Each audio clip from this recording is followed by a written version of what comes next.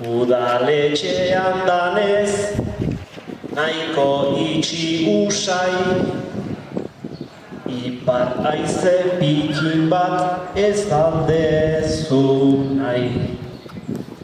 Baina daketik ez da egon ezkero zai, ajarrok bildu josiz, puntuz puntu jarrai.